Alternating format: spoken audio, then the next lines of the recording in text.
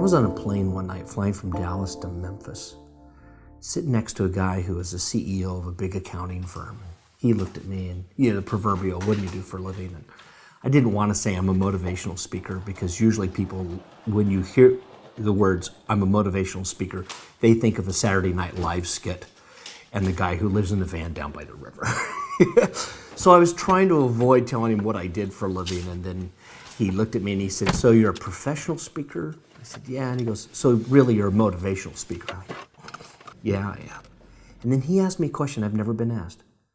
He said, so what motivates a motivational speaker? And the only thing that came to my mind was that moment when you're speaking, that you can see in somebody's eyes the aha, and they get it. And I have people tell me a lot, especially when we do corporate events, we're doing training for companies. I have people who come and tell me, the things I learned today about how I can interact with my coworkers and things that I can do to improve my own professional development, they're all things that make sense to my personal life, to my family life, how I'm going to interact with. And that to me is the answer to why I do what I do.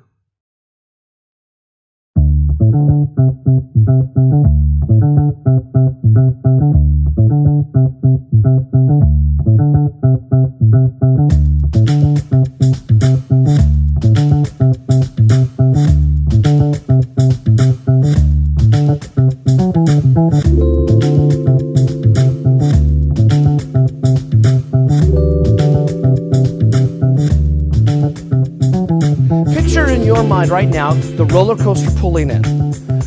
You climb in. The shoulder harness comes over your shoulders. And you look up and there's a young man, barely old enough to drive. He's smiling at you. He knows something you don't know. He gives us the it's okay to start motion, and suddenly we begin to move forward into the unknown. We're entering a tunnel. It's dark. There's quiet whispering and sounds. There's a turn, and then all of a sudden the clicking, gear grinding sound of the ascent, and you look up and you can see at the end of the track blue skies way above. When we emerge from the tunnel, you look out and you can see we're now above the trees. It's all familiar surroundings, just a new perspective. And you continue to climb until finally, 12 stories high, we're at the top and everything levels off. And it's quiet here. And you can see the whole world from here. The nose drops and you are straight down racing 70 miles per hour towards the ground. And suddenly everybody is screaming. Right before you reach the bottom, there's a turn, a right turn, a left turn, a right. You're climbing, unexpectedly climbing. Suddenly you discover you are hanging upside down. Lean over and kiss your neighbor goodbye. A few more twists and turns, and then finally a long, slow stop right where we started from. Sound like life? Does, doesn't it?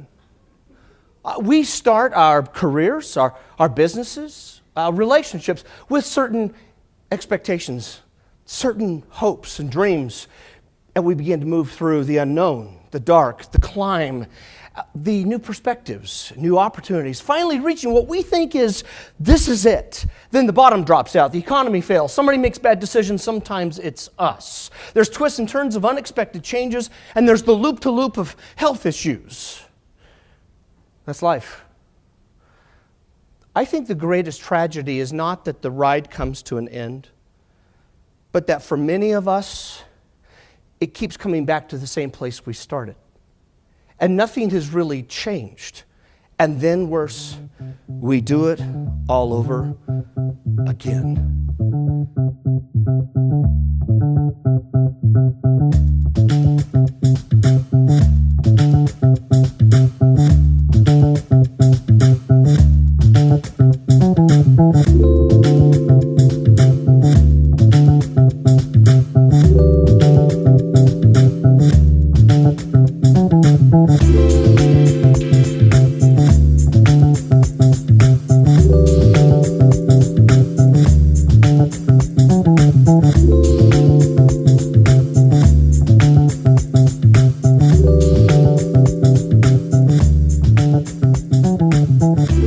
Have you ever set a goal and didn't achieve it? Don't raise your hands, it's all right. But you're in good company.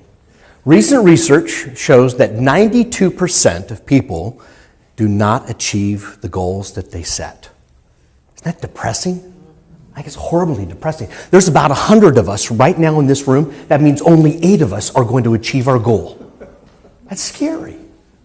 Well, I've got some better news. 58% of us set a goal, work to accomplish it for about 4 weeks, and then we lose our momentum and we quit. It's even more depressing, isn't it? Right about now you're thinking, didn't they say he was a motivational speaker? You could go ahead and ask your neighbor, isn't he supposed to be a motivational? I mean, how depressing is that?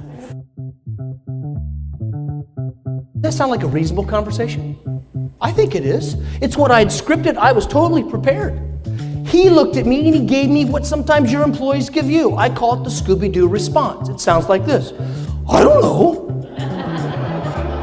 I don't know. Okay. Took the flashlight and I followed the path through the trees all the way up to the outhouse. And I got to tell you, when I got there, I was relieved. That I got there in one piece.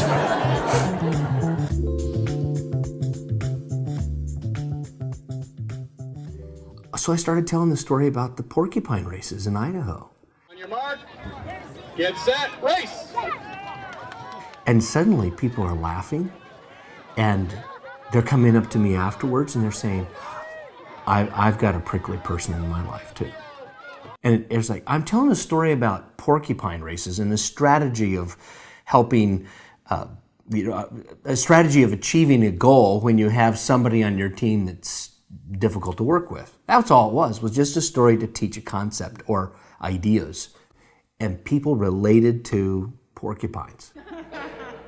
A porcupine who happened this morning to wake up and said to himself, I need a mental health day.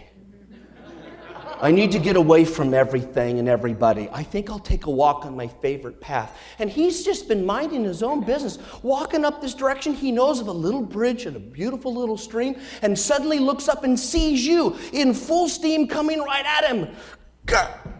And both of you freeze. What would you do if this were to have really happened in your life and you encountered a porcupine? What would you do? Go back to the girl. Go back to the girl. Thanks for playing. What would you do? Back up? Yes? Turn on my computer.